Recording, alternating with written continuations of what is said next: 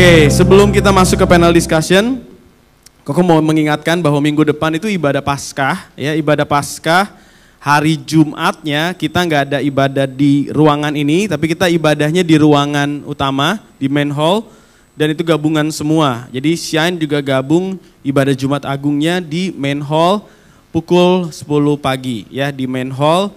Lalu di hari Minggunya kita ibadah Paskah di jam 2 siang. Dan di ibadah Paskah itu nanti akan jadi ibadah untuk penjangkauan atau outreaching service. Ya, jadi nanti kita akan mengajak teman-teman kita yang belum kenal Tuhan Yesus, perhatikan ya, kategorinya yang belum kenal Tuhan Yesus atau yang mungkin dulunya sudah percaya Tuhan Yesus, namun udah sekian lama juga nggak ke gereja, kita ajakin lagi untuk balik ke Tuhan, datang ke rumah ini, amin. Jadi itu yang akan kita lakukan di minggu depan. Nah, sebelum nanti kita fokus untuk mendoakan jiwa-jiwa yang akan kita ajak minggu depan, hari ini kita akan dengerin panel discussion. Jadi panel discussion adalah konsep ngobrol-ngobrol sebenarnya ya. Tapi bukan direkam dan masuk ke YouTube, ya walaupun ini juga masuk ke YouTube. Cuma ini bukan seperti podcast pada umumnya, ini adalah cerita hidup atau kesaksian hidup. Nah hari ini narasumber kita adalah Kak Vera. Kita berikan tepuk tangan. Boleh silakan Kak Vera. Kak Vera juga adalah pembina ya bagi kita semua. Dan moderator hari ini adalah Ci Angel. Sedap. Oke, yuk tepuk tangan langsung aja. Silakan duduk. Silakan dinikmati. Cia. Acara hari ini disponsori oleh Stain. Enggak sih, Stain enggak sponsor. Oke.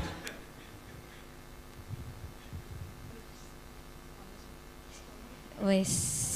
Ini salah satu ciri trademarknya Kak Vera nih dengan maskernya. Apa sih ada? Iya lupa ya Kak.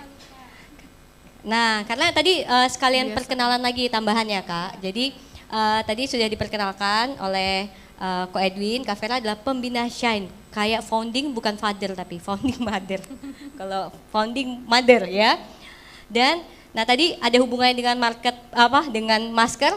Tahu pekerjaan profesi selain pembina, beliau juga adalah seorang dokter, ibu dokter, iya. Dan juga nanti mungkin diperkenalkan lebih lanjut. Oh iya, mungkin diperkenalkan statusnya kali ya, yang sedang menunggu di sana. Oke, silakan Kak. Oke, shalom semuanya, shalom.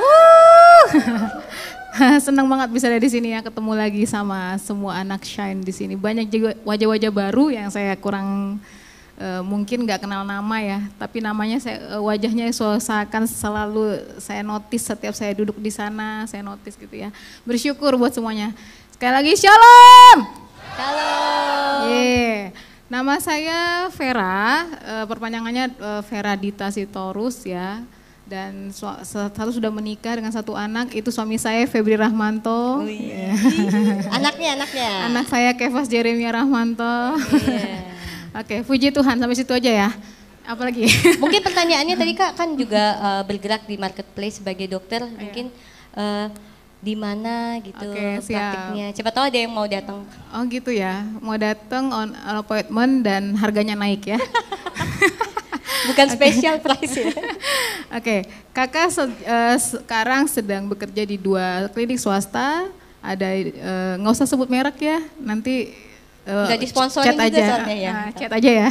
Satu di daerah Nongsa, satu di daerah Simpang Indosat. Ya, kalau di Indosat saya pagi, di Simpang Indosat saya pagi. Kalau di Nongsa saya sore.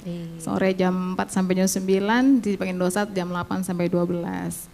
Silakan chat itu di mana Kak gitu, siapa tahu kan pengen curhat-curhat ya. Iya, siap. Oke, itu sekian dari perkenalannya.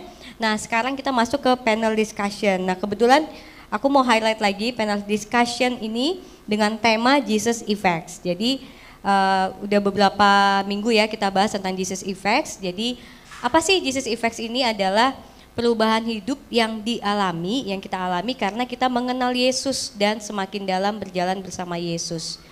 Jadi perubahan hidup yang kita alami karena kita berjalan semakin dalam bersama Yesus. Perubahannya dalam hal apa aja? Dalam hal nilai hidup, cara berpikir, dan bahkan juga kita mendapatkan kesembuhan, mendapatkan mujizat dan kekuatan di dalam setiap musim hidup kita. Amin. Nah sekarang langsung nih kita ke pertanyaan pertama. Pertanyaan pertama adalah, boleh dong Kak diceritakan perjumpaan dengan Tuhan Yesus yang pertama kali dan bagaimana peristiwa tersebut terjadi? Apa ada mungkin momen-momen yang juga pastinya nggak terlupakan ya karena perjumpaan pertama. Boleh Kak share? Siap. Thank you again. Mungkin aku mau nginin sedikit ya, lahir baru dengan perjumpaan. Kalau lahir baru itu, kalau perjumpaan dengan Kristus bisa kapan aja, ya. Kapan aja we can feel God, we can meet with God. Even tadi pas kakak kesini, sebelum kakak kesini di basement kakak doa sama Tuhan, I feel kejumpa juga dengan Tuhan gitu. Jadi kalau tanya lahir baru, kakak lahir baru sekitar umur 9 atau 8 tahun, 9 atau 10 tahun, itu saat masih kelas 3 atau 4 SD ya. Karena kakak lahir dari keluarga Kristen memang, tetapi Kristen yang tradisional. Kalau kalian tahu istilah HKBP, ya itu Huria Kristen Batak Protestan gitu ya. Jadi itu semua isinya orang Batak semua. Tipe darahnya tipe B semua. Nggak ada tipe A, nggak ada AB, nggak ada O ya, semua tipe B ya. Jadi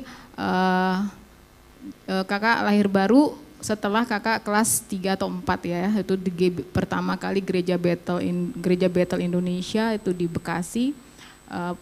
Benar-benar masih kecil juga ngalamin, begitu lahir baru ngalamin juga tuh kayak kok ada sesuatu ya, kayak tenang, damai, kayak feel accepted ya, diterima, terus kayak dilayakkan. Karena justru di saat-saat itu keluarga kakak sedang mengalami kemerosotan secara ekonomi. Kakak kelas 3 dulu, orang tua papa tuh, kakaknya papa tuh buka bengkelnya cukup berkembang. Terus kakak masih anak bontot waktu itu, masih anak terakhir. Lalu begitu setelah itu kakak umur 8 tahun, adik kakak lahir, yaitu gagal KB ya. Gagal KB apa waktu itu ya, KB spiral. Terus lahirlah dia, begitu dia lahir, bukan berarti dia pembawa sial ya, enggak ya. Tapi itu kronologisnya, terus tiba-tiba drop kita punya ekonomi. Turun, anyway saya nggak tahu kenapa karena saya masih kecil. Terus bukan karena itu juga saya diajak teman, tapi namanya anak-anak suka berteman ya, bermain. Dulu ada namanya Kamis Ceria, jadi guru sekolah minggunya GBI itu suka datang ke perumahan-perumahan, bikin acara ibadah di satu rumah orang gitu. Terus temennya ajakin gitu. Terus kakak ikut di situ salah satunya. Hari Kamis itu cuma ceria-ceria gitu. Terus dibilang hari Minggu datang ya ke gereja gitu, sekolah minggu gitu. Terus kakak izin dong sama orang tua, aku mau sekolah gereja di sana dulu, boleh nggak minggu ini? Orang tua kakak kebetulan open mind juga orangnya, oh boleh, pergilah ke sana sekolah minggu, tapi feel-nya tuh feel kayak gini-gini nih, bisa ngerasain. Terus tiba-tiba kakak kan nggak pernah nangis anaknya, kecuali jatuh ya, nggak pernah nangis, nggak pernah gimana-gimana, terus nangis, terus kok kenapa ya gini ya? So I feel kayak damai, tenang. Terus kan kita kan kadang anak-anak punya ada perasaan yang kita nggak kasih tahu ke orang tua kan. Kayak aku di sekolah bagaimana. Terus tapi di situ saya ngerasa sesuatu kayak tenang, kayak damai, kayak diterima menerima keadaan, terus kayak dilayakkan oleh Tuhan gitu. Jadi itu lahir barunya. Kalau perjumpaannya banyak banget. Perjumpaan banyak banget, tapi yang paling kerasa yang tidak terlupakan itu justru waktu mama saya sakit. Waktu itu kan papa saya meninggal tahun 2001, lalu berapa bulan setelah itu mama saya sakit, terus saya berdoa sama Tuhan. Mama saya sakit sampai depresi, sampai gak mau makan, itu termasuk gangguan kejiwaan sudah ya. Kondisi kita ekonomi memang susah. Terus saya bawa mama saya ke rumah sakit dengan iman gitu ya. Terus saya berdoa, terus mama nggak mau makan 1 minggu. 1 minggu nggak makan sampai dipaksa masukin selang. Bayangin aku masih unyu-unyu ya. Jadi nggak tahu mau ngapain gitu. Terus waktu itu adik masih kecil-kecil. Satu masih 3 tahunan, satu lagi masih SD lah. Terus berdoa sama Tuhan, ketemu sama Tuhan, Tuhan tolong mama. Karena dokternya bilang kalau mama nggak makan juga, nanti dia susah nutrisinya bisa meninggal gitu. Terus Aku doa Tuhan, aku minta tolong gitu. Sederhana aja doa seorang anak sekolah. Tuhan, tolong biar mama mau makan gitu. Nangis. Terus itu di rumah saya berdoa. Terus sampai ke rumah sakit, pagi-pagi tiba-tiba saya datang ke rumah sakit, "Mah," dia tiba-tiba bangun, "Mah mau makan dong," katanya gitu. "Mau makan dong." "Iya mah, makan apa?" "Indomie," katanya. "Hah?" Baru makan langsung Indomie. Terus aku langsung senang, terus aku kasih tahu dokternya.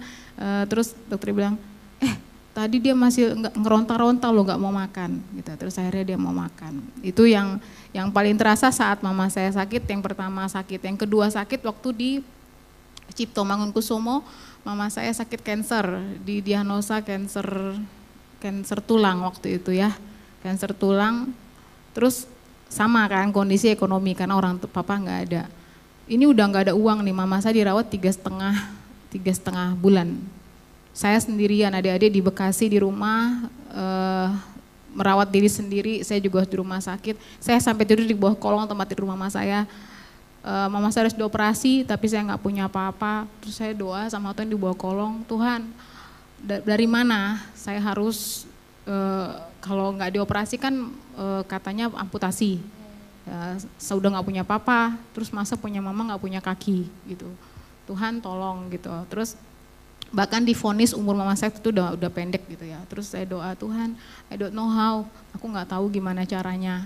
Roh Kudus, aku nangis-nangis di situ. Terus kayak ada satu rasa damai sejahtera, tiba-tiba ada satu hikmat, ada satu keberanian. Terus Tuhan kirimkan orang-orang yang ngasih informasi A, B, C gitu. Bilang, oh kamu urus ini ke ini, urus ini ke sini, ke kantor ini, kantor ini. Saya kan rumah di Bekasi, tapi ini di Cipto Mangunkusumo kan jauh sekali Bekasi sama Cipto kan. Terus aku bayangin seorang anak kecil di tahun 2002 waktu itu, tahu Bekasi kan guys? Cuman beberapa orang mungkin tahu Bekasi ya. Bekasi itu pinggiran Jakarta gitu. Terus Cipto Mangunkusumo itu Jakarta Pusat ya enggak sih? Terus aku seorang anak kecil gimana bolak-balik mesti ke Bekasi ngurusin surat-surat supaya pemerintah bisa bantu. Singkat cerita bolak-balik saya nggak tahu desa saya apa ceritanya, tapi yang pasti desa saya sampai sekarang masih hidup, amin. Terus berdoa Tuhan kirimkan orang, ada perawat yang baik, saya titip mama saya ya, 3 hari saya titip mama saya mau bolak-balik ke rumah sakit saya. Terus Tuhan kasih satu otoritas, saya bisa ngomong sama orang yang lebih dewasa, yang sangat dewasa, terus bisa bicara kepada dinas-dinas terkait ya. Waktu itu kan urus surat miskin kalau nggak salah, surat miskin, surat nggak mampu supaya bisa di Cipto itu nggak bayar gitu, supaya free dari pemerintah. Terus gimana caranya seorang anak kecil datang ke kantor kelurahan, RT, RW segala macam ngurusin itu segala tetek bengek itu, tapi puji Tuhan 3 hari selesai dan setelah itu 2 hari kemudian mama saya dioperasi. Itu benar-benar perjumpaan pribadi dengan Tuhan dan nggak ada orang yang datang ke rumah sakit ya, sama sekali nggak ada yang datang ke rumah sakit. Yang datang cuma sekali pas datang mama pertama sakit. After that 3,5 bulan nggak ada yang datang guys ya, karena siapa sih mau datang tiap hari ya nggak sih, 3,5 bulan. Tapi di situ saya ngerasa only God, amin, cuma Tuhan. Begitu saya lahir baru yang saya rasakan adalah memang kita ini milik Tuhan gitu. Jadi itu sebenarnya banyak, tapi itu yang paling sebenarnya tuh saya diminta panel discussion ya adik-adik terkasih. Saya ingat-ingat sama Tuhan, saya mau cerita apa ya gitu, karena terlalu banyak. Yang mana harus saya mau sortir gitu. Even tentang pelayanan terhadap generasi kalian semua, jujur maaf ya, saya maaf sekali. Kadang saya lupa, karena saya pernah doa sama Tuhan, jika ada orang yang sharing sama saya, curhat sama saya Tuhan, buat saya lupa, supaya saya tidak keceplosan ngomong apa-apa ke orang gitu. Tapi ingatkan saya kan mujizatnya aja gitu. Terus jadi waktu Koet bilang, Kak, panel discussion, yang mana satu ya, sampai tadi saya masih ngetik yang mana satu ya, yang mana satu, perjumpaan banyak sekali ya. Oke, itu aja Cianjel, nanti lama nih. Wis. Nanti ya. Berarti emang ketika mengalami perjumpaan dengan Tuhan itu kan bisa setiap waktu ya. Apalagi kalau kita punya kerinduan, rasa lapar dan haus ya. Benar. Dan tadi di highlight sama Kak Vera tentang lahir baru yang di usia masih muda gitu. Dan setelah lahir baru ternyata mengalami tantangan ya Kak. Many process there. Banyak tantangan yang akhirnya Tapi karena sudah lahir baru ini jadi punya kekuatan, punya hikmat gitu. Nah, pertanyaan selanjutnya mungkin ini masih nyambung.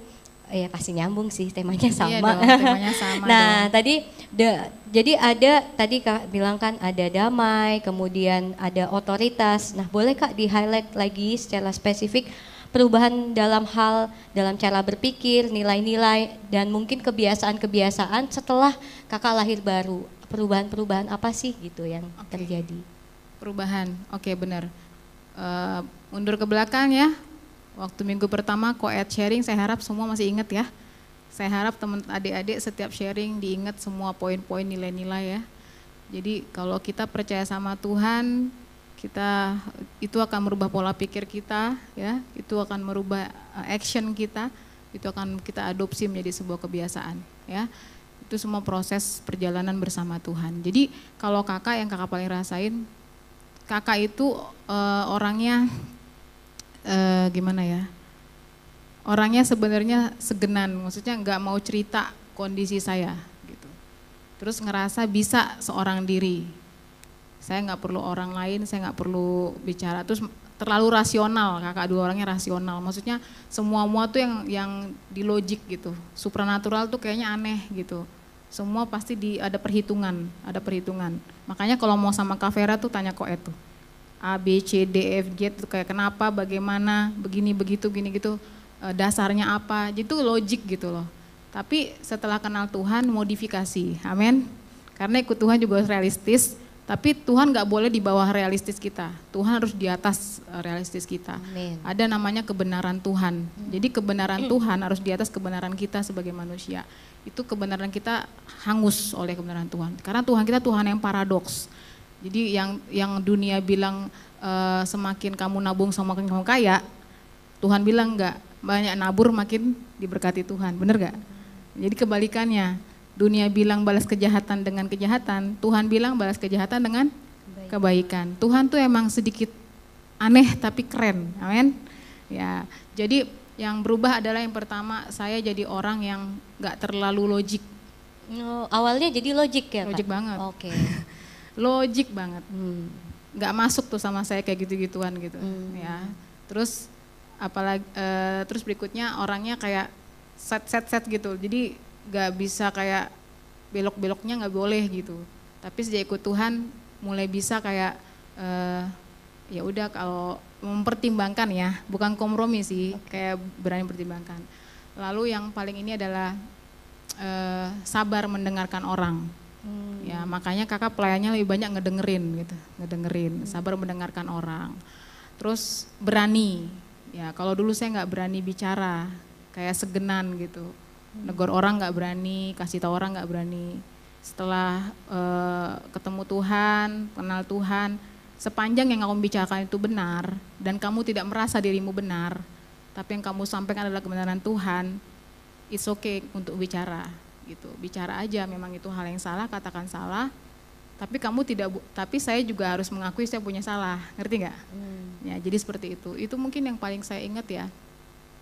Apalagi ya Sinjol, aku nanti lah ya, stok ingat lagi. Sebenarnya kamu kalau itu nggak nanyanya ke orang itu, ke yang ini yang ya, kenal yang gitu. mengenal gitu. Iya, yang mengenal. Nanti ada testimoninya gitu, testimoni dari murid-murid Kak Vera gini, karena Kak Vera kan pemurid nih, jadi banyak nih murid-muridnya gitu. Jadi banyak ya Kak, banyak. tadi dokter, istri, ibu, pemurid, lama-lama lagi. Amin. Konselor ya kan, suka mendengar juga. Yeah. Oke, berarti kita ke pertanyaan selanjutnya. Ini sebenarnya menyambung ya sama yang pertama, karena pertanyaannya tadi tantangan terberat atau momen terendah dalam hidup, seperti yang tadi Kak Vera highlight ya, setelah mengalami kelahiran baru, tapi ada ujian-ujiannya tadi ya, dan itu mungkin bisa dan bagaimana bisa mengatasinya. Nah, mungkin boleh Kak digali. Digali tadi kan mengalami momen terendahnya ketika mama sakit, kemudian juga kondisi finansial karena papa kembali ke Bapak di surga gitu.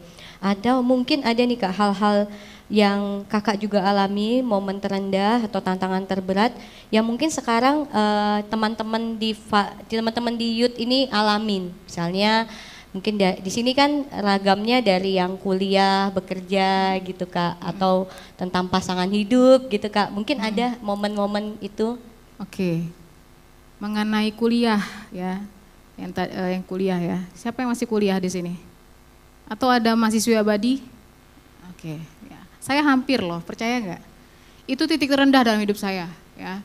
Satu sisi berkat kuliah itu adalah berkat yang luar biasa karena secara logika saya ngerasa nggak mungkin saya bisa kuliah yang ini ya, kuliah yang apa namanya Dek, bukan religion ya, apa sih namanya kuliah apa namanya istilahnya Din? Sekuler. Karena saya latar belakang kuliah religion ya, dari saya SMA, lalu setelah itu saya sempat kuliah teologi ya, kuliah teologi dan kayaknya itu saat itu memang itu yang saya sanggup, saya kuliah sambil kerja ya, karena biayanya cukup terjangkau, kuliah sambil kerja pagi siang sore malam banting tulang ya, dan akhirnya lulus juga. Terus berikutnya Tuhan kasih kesempatan kuliah yang sekuler itu kedokteran tadi dengan anugerah Tuhan melalui hamba Tuhan yang Tuhan berkati. Saya ini titik rendahnya sebenarnya gini, dari SD, TK lah ya, TK nggak dihitung lah ya. TK nggak ada nilai-nilaian kayaknya Kak. SD sampai SMA sampai kuliah teologi ya, literally saya nggak pernah gagal. Saya nggak pernah nilai jelek. Paling rendah ranking saya ranking 4. Nah, itu langsung itu siswa pun berprestasi berarti. Itu pun karena manipulatif ya. Hah? Karena Maksudnya? ada yang curang gitu. Waktu ranking 4 itu biasa ordal ya, iya, orang iya, dalam iya. gitu Okay. ya. Dapat beasiswa juga iya, juara umum juga iya gitu. Jadi begitu saya kuliah kedokteran, sebenarnya awalnya juga mukjizat masuknya. Jadi harusnya saya kan kuliah kedokteran itu setelah 10 tahun lulus SMA. Jadi dihitungnya bukan dari lulus teologianya saya, tapi dari SMA-nya, karena sekuler. I think waktu menemukan kampus juga itu mukjizat. Waktu akhirnya saya lolos grade A juga mukjizat. Jadi kayak semua smooth gitu ya, dari SD smooth. Begitu mau kuliah, mau skripsi juga bagus ya, skripsi juga aman. Keluar masuk rumah orang ya kan, cari-cari sampel segala macam itu aman juga. Tapi begitu masuk ke dalam ujian kompetensi kedokteran. Kenapa harus ada ujian kompetensi? Karena kita harus setara semuanya, satu Indonesia, kompetensi harus sama. Even kamu dari kampus yang berbeda-beda. Ya, jadi itu nasional selalu bikin dalam setahun 3 kali ya, bikin. Benar-benar saat itu saya mengulang beberapa kali. Itu dihajar mental saya karena saya ngerasa secara pendidikan hampir tak pernah gagal. Itu kayak goblok banget sih gua gitu. Ngerti gak? Bodoh sekali aku. Kok jadi Bataknya keluar Kak? Ya kayak ngerasa intimidasi tuh banyak ya. Dan lebih bebannya adalah kalau dulu saya kuliah biaya sendiri is no problem ya. Tapi karena saya kuliah dalam anugerah Tuhan, beasiswa, dan kondisinya kamu nggak lolos di terakhir tuh, ngerti nggak bebannya? Sakit guys gitu, kata anak saya gitu, sakit guys gitu. Sakit dan intimidasi sana sini, penghakiman sana sini itu terendah banget. Dan percaya nggak percaya, saya pernah hampir, saya udah pelayanan loh, saya pernah hampir melakukan sesuatu yang Tuhan gak suka. Aku benar-benar hopeless, karena kondisi saya melayani kalian saat itu. Saya mau ngadu ke siapa? Ngerti gak? Saya mau cerita ke siapa? Who can give me solution? No. Dan saya bukan tipe orang yang mau nyusahin pemimpin juga gitu. Mau cerita ke beliau juga yang ada beliau sedih gitu kan. Jadi saya pikul sendiri beban itu. Berapa kali kakak ujian? Jangan kaget ya. Berapa kali? 9 kali. Setiap dengar pengumuman,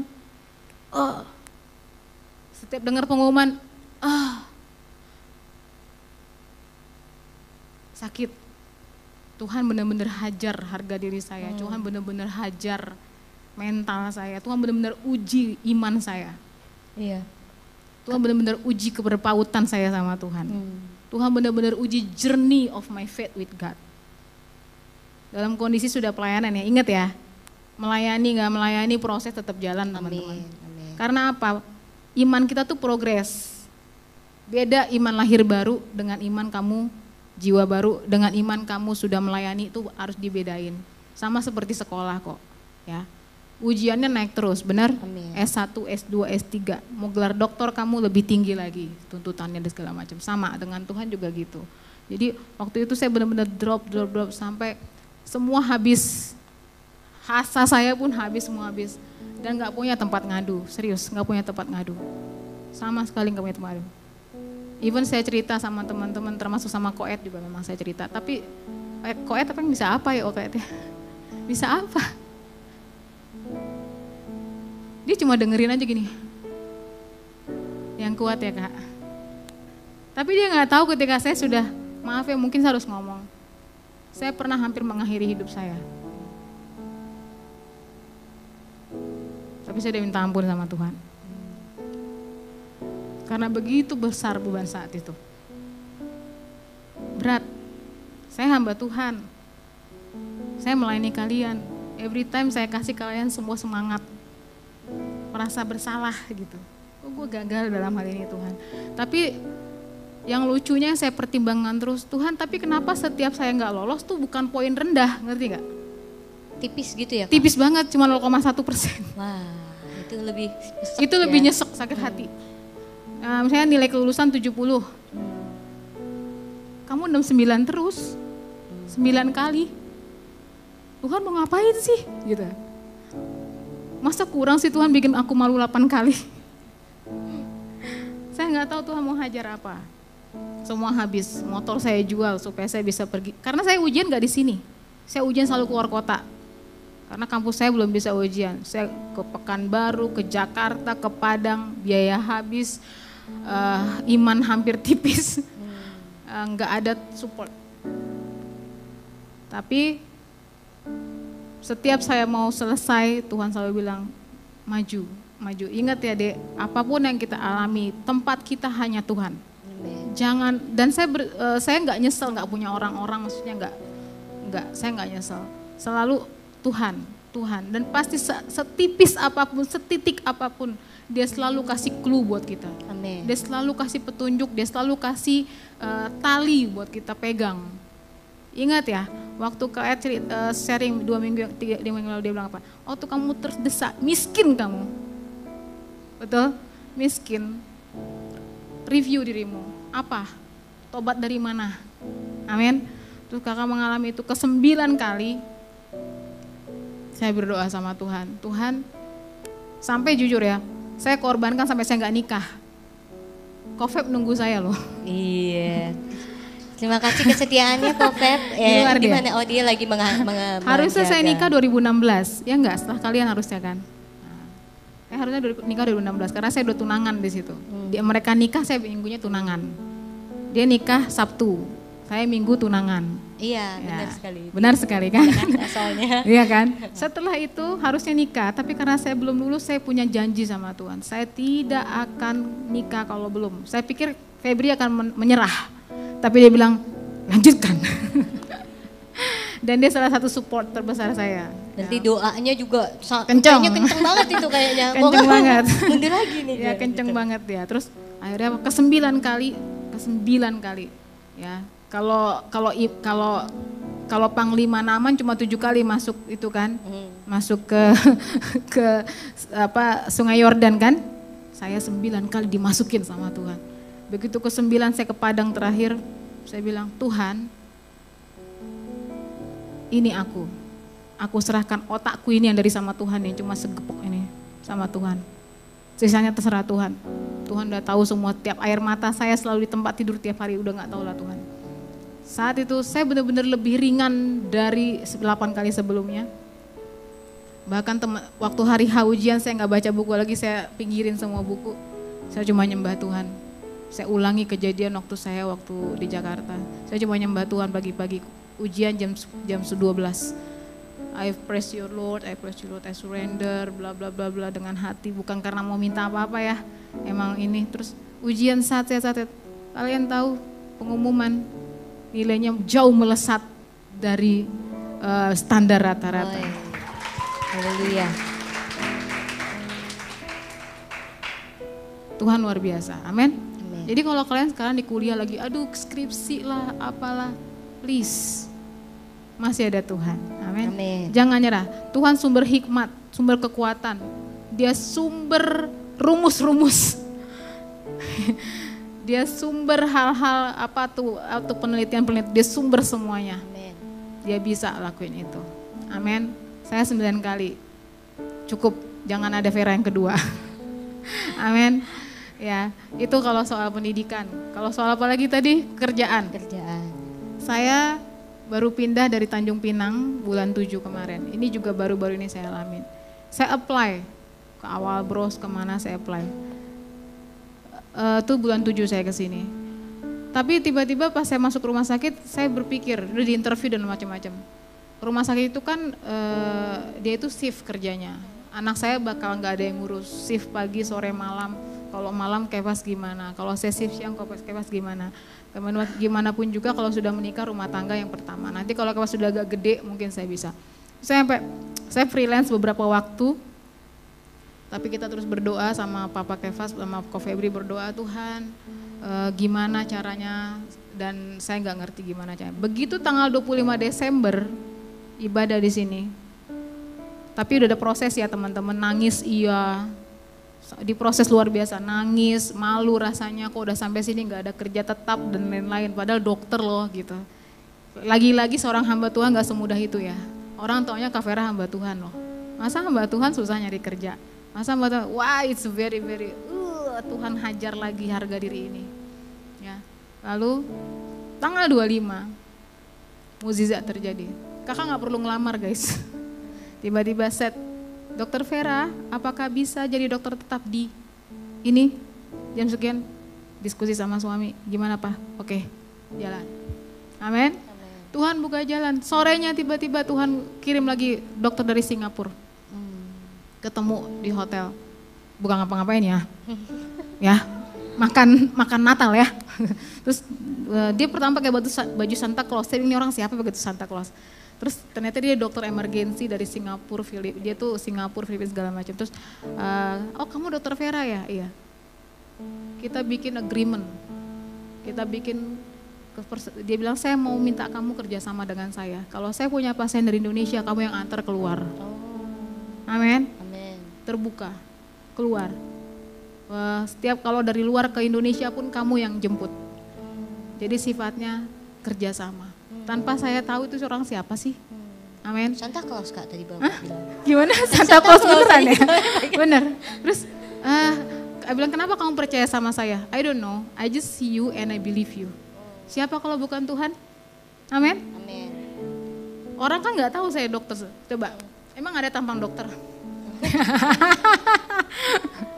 Ada ya, puji Tuhan lah masih bilang ada. Oke, terus datang, terus itu kan masih oke. Saya pikir bercanda nih orang. Ternyata dia yang minta handphone saya dan lain-lain. Dan tiba-tiba, dok siap-siap ya di pelabuhan. Ih, ini orang parah banget, siap-siap di pelabuhan. Oke, siap-siap pasiennya ini. Saya sempat khawatir sama Ko Febri. Aku tuh gimana ya, kayak itu kan skillnya harus nambah ya, segala macam skill. Karena selama ini istilah-istilah kedokterannya masih Indonesia yang lebih sering. Sekarang mesti Englishly ya, Englishly nggak sih?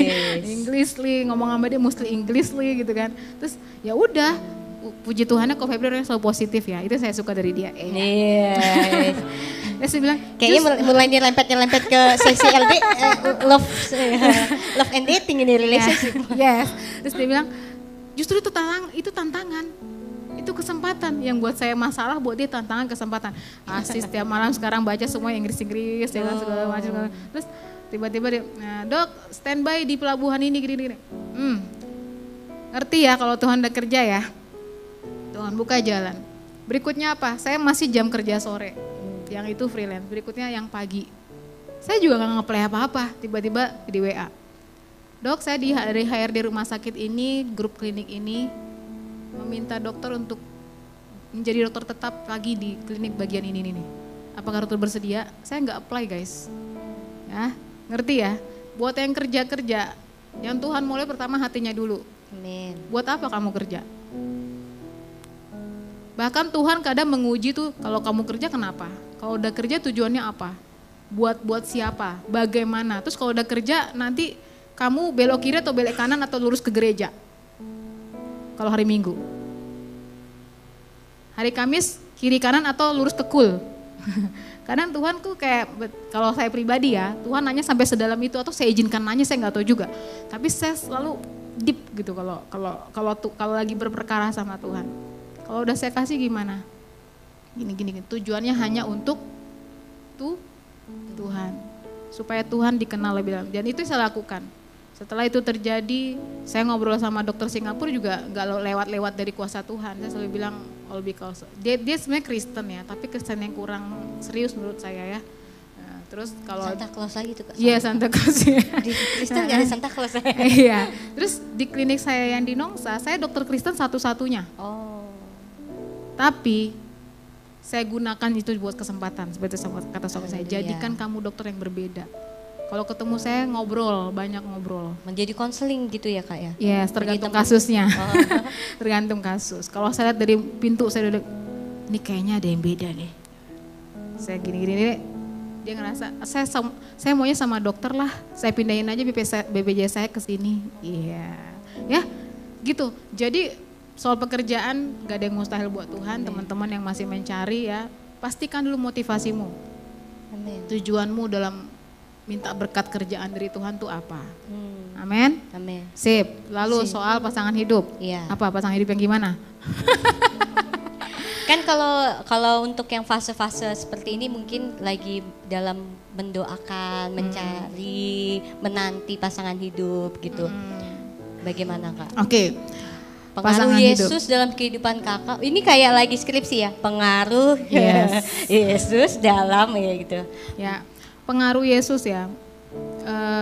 Yang pertama kalau waktu dulu saya sebenarnya didoain pasangan hidup udah dari SMP. Kakak yang doain gitu maksudnya? Kakak rohani saya. Oh kakak rohani kakak mendoakan kakak. Gitu. Dari SMP selalu didoain, bahkan buah kandungan pun didoain ya. Heran juga pertama. Kakak ngapain doain kayak gitu Kak? Ya menabur doa dari sekarang kata gitu. Rohani kali ya. Tapi nggak apa-apa, ternyata luar biasa. Yang pertama Tari takut yang dia pertama harus satu channel dulu ya, satu channel. Terus saya doa sama Tuhan satu channel, dapat yang sama-sama Kristen dan harus sepadan. Sepadan di sini pengenalan akan Tuhannya. Jadi nggak sama dia semakin drop, tapi sama dia harus naik. Even proses tetap jalan. Maksudnya gitu loh. Bukan berarti ya teman-teman waktu kamu dan Tuhan kasih pasangan yang seiman, yang sepadan secara pengenalan akan Tuhan, terus nggak ada masalah. Justru ada masalah. Ya, tetap ada masalah, cuman cara menyelesaikannya, cara menyikapinya nggak jauh-jauh beda banget lah. Jadi nggak ada perdebatan mengenai solusi, perdebatan yang berarti tuh nggak terlalu. Jadi kakak mengalami pemilihan pasangan hidup 3 kali. Ya, yang pertama Tuhan singkirkan ya untuk kebaikan saya. Yang kedua juga Tuhan singkirkan. Yang ketiga Tuhan dekatkan. Tuhan dekatkan. Tuhan dekatkan. Amin. Nah, pastikan yang pertama adalah ketika itu bangun dirimu dulu lah. Kalau emang masih dalam proses sekolah, bangun diri aja dulu. Bangun nilaimu dulu. Bangun value dirimu. Ya, value firman Tuhan. Ya, jadi anak muda yang cinta Tuhan, yang mengasihi Tuhan, yang nilai-nilai hidupnya, nilai-nilai kebenaran firman Tuhan. Semua pasti ngikut. Semua ngikut. Ko Febri salah satunya. Iya. Iya.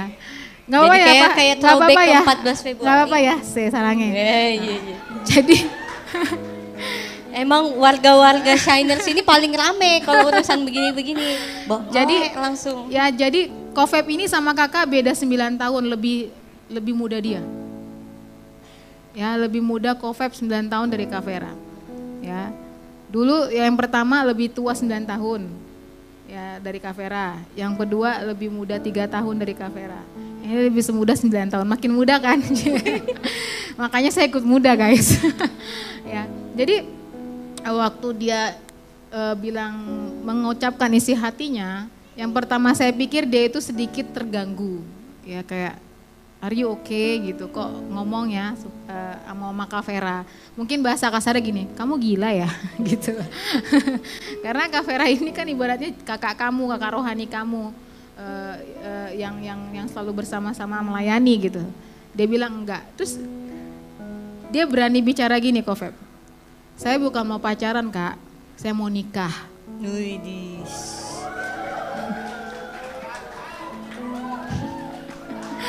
Maksud kakak gini loh, Menyalah abangku. waktu semua tepat pada menyala. Waktu Tuhan, waktu sudah sesuai tepat waktunya Tuhan. Ini Sudah waktunya tepat Tuhan. waktunya Tuhan loh. Ya, kalau sudah sesuai tepat waktunya Tuhan, maka Tuhan kasih yang siap, ngerti gak? Iya. Bukan yang kamu capek isi airnya terus gitu. Siap, amin. Benar. Ya. Mantanku yang kedua tahu kan kamu? Capek. Capek. Kak jangan ngomongin mantan, banyak hati yang ini nanti. Ya. Mantan-mantan berkeliaran nih Kak. Maksudnya ini Koet salah satu yang mengalami perjalanan itu. Jadi dia tahu mana yang Kak Vera capek, mana yang Kak Vera nggak capek. Iya.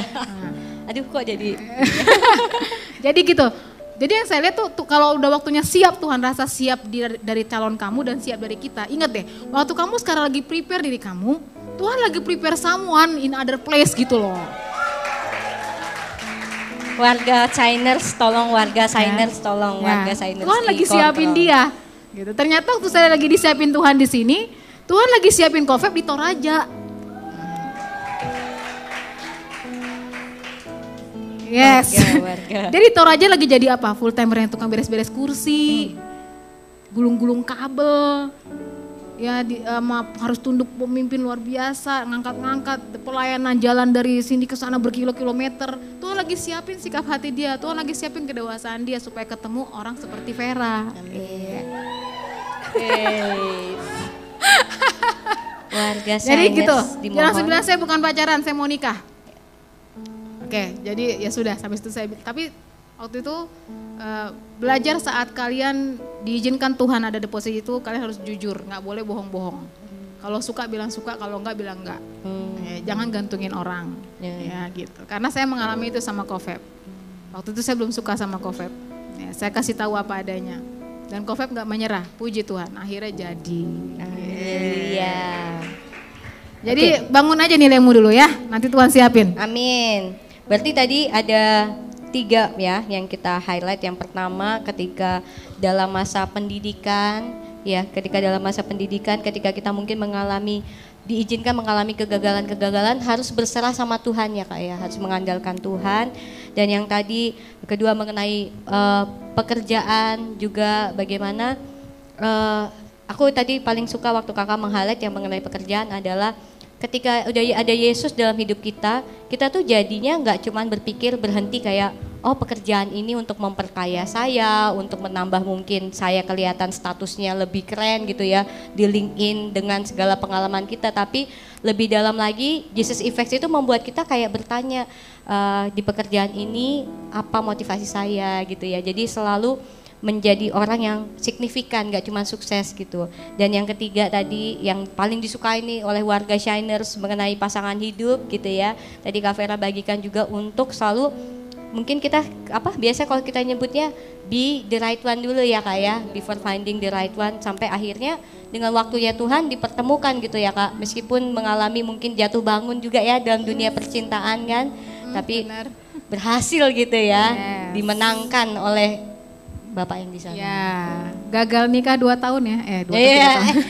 Ternyata ada yang lebih dalam lagi sampai gagal nikah ternyata. Oke. Nah, mungkin ini selanjutnya ini tentang, kalau tadi tentang pendidikan, tentang pekerjaan, juga tentang hubungan. Nah, ini yang terakhir sebelum closing 5 ada tentang perjalanan pelayanan. Kalau ini Kak, pelayanan Kakak adalah melayani generasi ini. Apa Jesus Effects yang paling berkesan buat Kakak terhadap orang yang Kakak layanin gitu? Yes. Ini yang paling saya suka sebenarnya. Ya, Jesus Effect-nya itu maksudnya ke saya ya, maksudnya dalam melayani peran Tuhan itu luar biasa ya. Dari saya Jakarta sampai ke sini, ini sedikit ke sejarah ya. Shine ini pelayanan youth ini mulai 2008. Ya, 2008 saya masuk ke Batam bergabung dengan Pak Erwin, saya diminta untuk melayani youth. Salah satu yang masih ada ini nih, Vanessa. Hihi, ya. Vanessa masih ngalamin pelayanan youth yang cuma 5 orang. Dia masih ngalamin saya charter carry.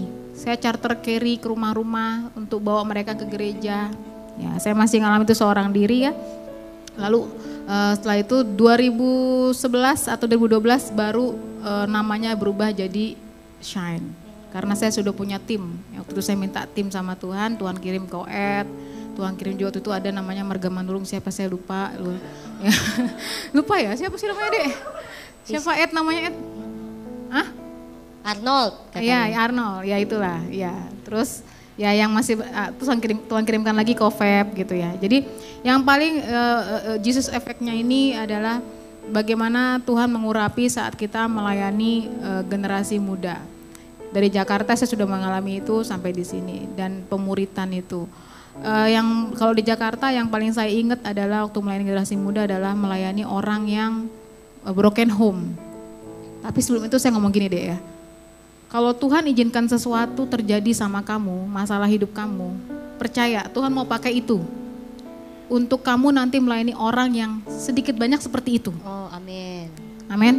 Jadi kalau kamu sekarang ngalamin jangan marah dulu sama Tuhan. Tuhan lagi prepare kamu jadi alat yang luar biasa. Amin. Supaya lewat kamu efek Tuhan terasa ke orang lain. Amin. Jadi waktu itu dulu saya berpikir kenapa saya ngalamin itu segala macam. Sempat ngerasa broken home juga pernah karena sempat orang tua saya pisah beberapa saat ya karena segala macam. Tapi gabung lagi. Terus saya mengalami saya pelayanan ini Tuhan kasih power ya kuasa ya. Saya nggak tahu anak ini gimana tadinya. Dia dilecehkan oleh ayahnya sampai hamil, ya kelas 2 SMP dia dilecehkan sampai hamil, dia lahirin anak ayahnya itu, anak papanya sendiri, tapi mamahnya malah marah sama dia. Dia bilang kamu rebut suami saya, aneh nggak? Aneh ya. Dia datang ke gereja, saya nggak tahu masalah dia saat itu.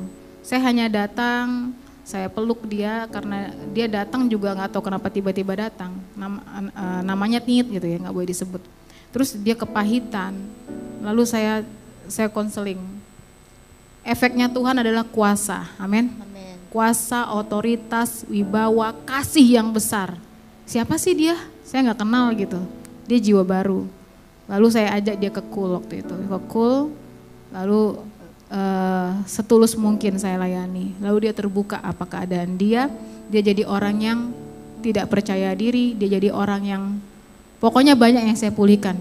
Dia harus, pemulihannya harus banyak sekali. Dia harus mengampuni orang tuanya.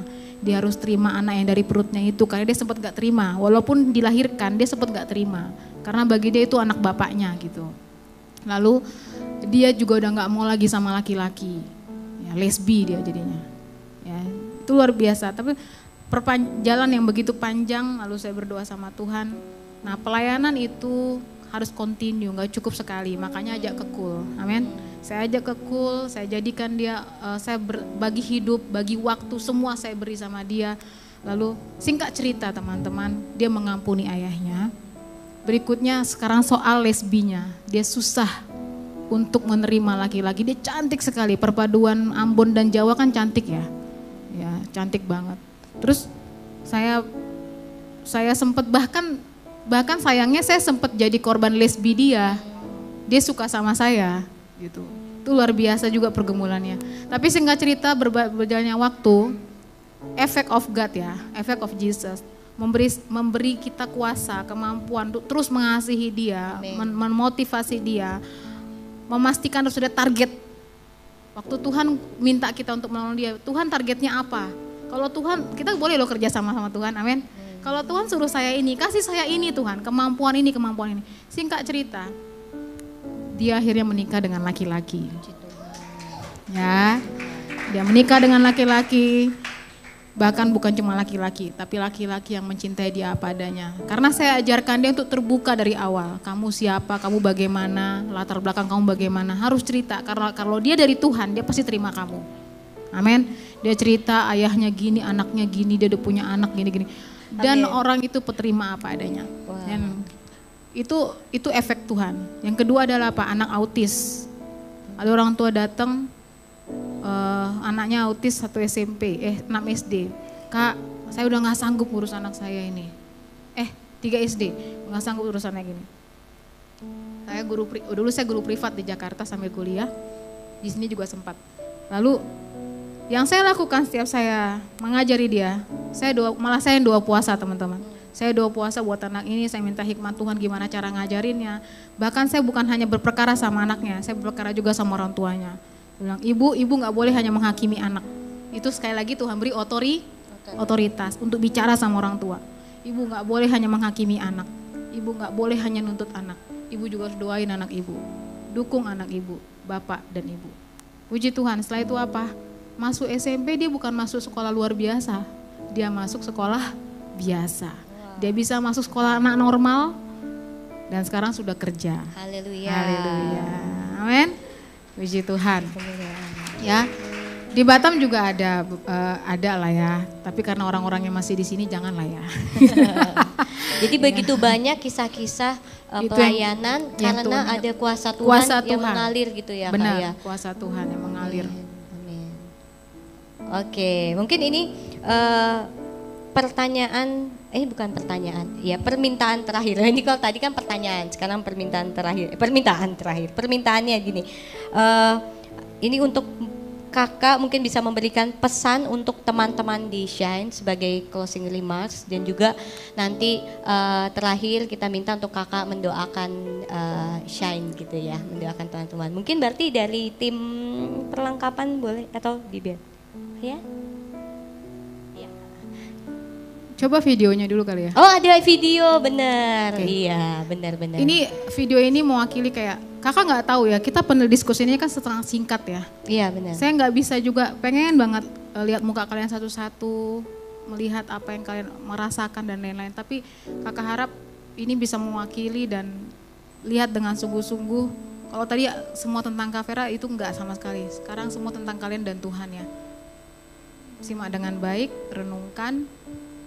Dan biar kita menerima berkat Tuhan, the effect of Jesus. Amin.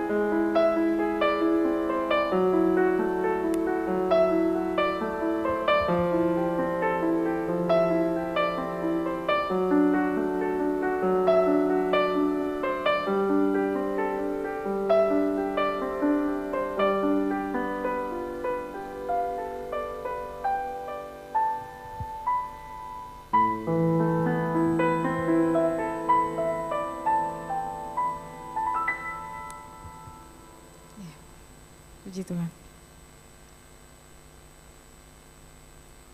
Yuk bangkit berdiri yuk.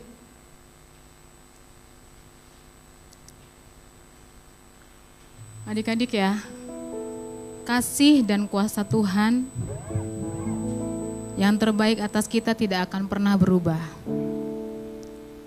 Namun respon kita yang salah membuat kita tidak bisa melihat dan tidak bisa merasakannya. Pilihan ada di tangan kita. Amin. Kehidupanmu di dalam Tuhan dan di luar Tuhan pasti ada proses. Pasti ada cobaan. Namun cara kamu melaluinya dan hasil yang kamu alami pasti berbeda. In God, all things are possible and have a powerful effect. Amin. Kakak nggak tahu apa yang kalian alami saat ini. Tapi yang kakak tahu pasti, tidak ada satupun kita yang tidak diproses Tuhan. Yes, amin. Semua punya prosesnya masing-masing. Yes. Mari, ambil waktu kita sama Tuhan. Katakan sama Tuhan, biarlah masalahku, prosesku, semuanya hanya untuk tentang kemuliaan-Mu Tuhan. Kalau Tuhan izinkan aku melalui ini, semua untuk menyatakan kemuliaan-Mu Tuhan.